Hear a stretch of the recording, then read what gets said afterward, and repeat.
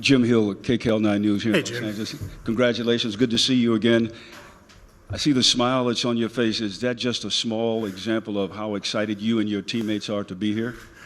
Yeah, for sure. And, I watched you growing up, so it's always good to see you, Jim. No, this is obviously very special for us. It's something that we worked very hard for, so we're looking forward to being here and looking forward to competing. Far back, Gerrit. Bill Plunkett in the middle. Yeah, Gerrit, all the way back here, fellow Orange County. A lot of the statistics are very similar between the Yankees and Dodgers offenses, chase rate, home runs, slugging especially. What's the challenge of facing a lineup like that with plate discipline and power? I think the challenge is trying to just be convicted to every pitch. You're not really sure what the opposition's going to do, and you know that they're lethal when they do swing. So you gotta give every pitch a chance. By fully committing to it, and so be it. If the ball gets hit, hopefully you take those situations and you learn from them, just like you do when you have success. Second row on your left, Gerrit. Barry. Hey, Gerrit. Barry Bloom. How are you? Hey, Barry. So a couple of years ago, when Judgy was about to go to free agency, you were pretty vociferous about wanting him to stay. Do you feel the same way about Soto? And have you had any conversations with him? You trying to lobby him at all yet? I've left him alone. In terms of that, I certainly would love to see him stay. I think he's a wonderful player, an amazing talent, and hopefully, the actions of the organization, both of his teammates and everybody, that pours into this club speak for themselves in terms of, how much we want him and what he means to us, especially while he's here. And not wanting to take anything away from anybody else, but do you consider that he's the major reason why you're here this year? And last year you had an 82 and 80 season? Yeah, certainly. Obviously, Aaron being healthy all year has played a huge role as well, and the rotation has been fantastic. There's a lot of credit to be, divvied up amongst all the players. It always takes a full 26-man roster to get to this position, and you never know who's going to contribute in big games as we go forward. But, to say that Juan has been extremely consistent and extremely potent throughout the entire season is.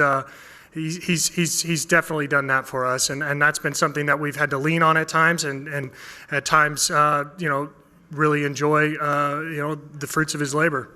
Same row, a bit to your left, Brian. Gerrit, Boone said he thinks this team has been like a family. What do you think it is about this team's culture that has been special?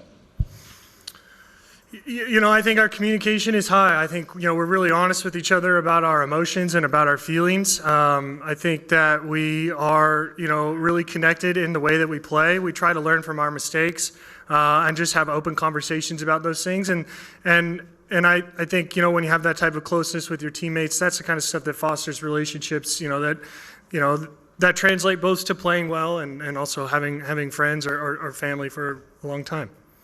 Row behind, or Brendan, then the row behind, sorry. Hey, Gerrit. The Dodgers are similar to you guys in that they have a row of superstars in their lineup. You guys have Judge, Soto, Stanton. They have Ohtani and Betts and Freeman. Just being a pitcher, do you have to prepare yourself differently mentally before you face that lane? Ideally, no. Ideally, you're prepping for every game the same way. You obviously know of the talent and know of the prowess of the other team and how they can swing the bat with high efficacy. I think that they are going to get their hits at some point this series. They are good players, and they obviously have played really well to this point. So I think similar to the first question, you just try to control what you can control in that situation.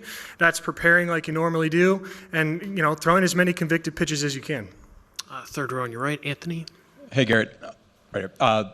Starting pitcher injuries were so prevalent this year, even amongst the really good teams. What does it mean to have gotten this far, this deep, with a full rotation intact, and what kind of difference could that make in this series? Yeah, I mean, I personally experienced some of that myself for the first time, and I feel really grateful and thankful to everybody that's poured in to me to be able to get me to this position. As far as the rest of our rotation, it goes without saying that Nestor led the cart for us all year. Throwing the most amount of innings and putting us in a good position. Through the ups and downs of other people being injured. Carlos has obviously had a fantastic bounce back season. Luis is in consideration for Rookie of the Year.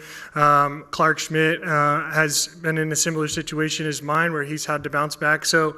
I think there's been a lot of, obviously positive performances, and then some performances, that have had to come back from some adversity. So I think that makes us, really well poised to continue to do, what we've been doing all year, through this next week. Questions in your left, third row, Andy. Gerrit, you've got a lot of experience with how your body and your arm are supposed to feel deep into October. Do you feel any different now, even fresher, or are there challenges or anything based on starting your season a little later? No, I'm ready to go.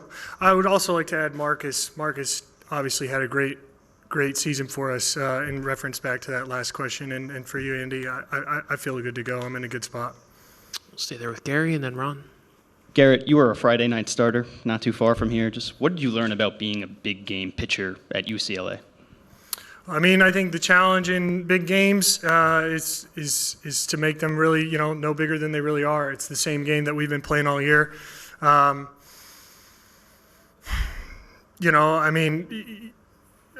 feel like, to a certain extent, I really enjoy these moments.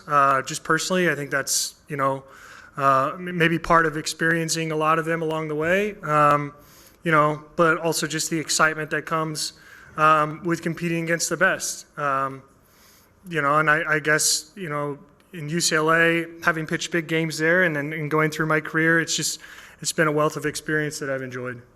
We'll stay there with Ron. Going back to your previous series experience, was there any difference in attitude or approach between games 1 and game 5? In 19. We made an adjustment between game 1 and game 5. Juan kind of did his thing in the first game, which, it's kind of tough to, like a lot of people, it's kind of tough to compete against sometimes when the big dogs are doing their thing. But, we made a good adjustment going into game 5, and we learned from our mistakes in game 1. Was it just mechanical stuff, or was it attitude, or the way you approached it? It's a little bit of everything. The second row on your right, Gerrit. Thank you, Jesus Aguilera from Fox Sports. What did Fernando Valenzuela's death means to you? Again, previously World Series between Yankees and Dodgers. Yeah, I was really saddened to read about it the other day. I can't recall if I think I had met him in passing maybe once or twice, and I had heard that, there was maybe a bit of an issue a few weeks ago, but, I didn't know much about it. So I was taken off guard, and I was deeply saddened. He's one of the great Dodgers of all time, one of the great Mexican players of all time, and he's a legend. And, it's just sad he won't be here for this series, but he's probably got a great seat for it upstairs. And the first row. Gerrit, Darren Haynes, KCAL. There's a bunch of local guys on both teams like yourself. What can you say about the talent that comes out of this area, and then for yourself playing in the World Series in an area that you grew up in? Yeah, it is a dream come true. It's a really wild experience, to be honest. Probably hasn't sunk in all the way. Southern California is a hotbed for talent. The blessing is that we can play baseball all year. So there's always time to work on your game. Sometimes, actually playing all year may not be super beneficial, but, for the most part, it's a collection of great talent, which I think, it's really easy to see sometimes the cream that rises to the crop, and that's why you see a lot of great players come out of this area. And a quick follow-up, your manager said if you go to USC, you're a Trojan for life. If you go to UCLA, you're a Bruin for 4 years. What's your take on that? Yeah, Aaron and I don't always agree on everything. We'll stay in that row with Jake. Hey, Gerrit. That time away that you spent kind of at the beginning of the season dealing with your arm injury, was there anything you learned about yourself or about the game of baseball from kind of having to take that time off? Yeah, I mean, I had, I had a few interesting experiences and new perspectives that I otherwise hadn't had.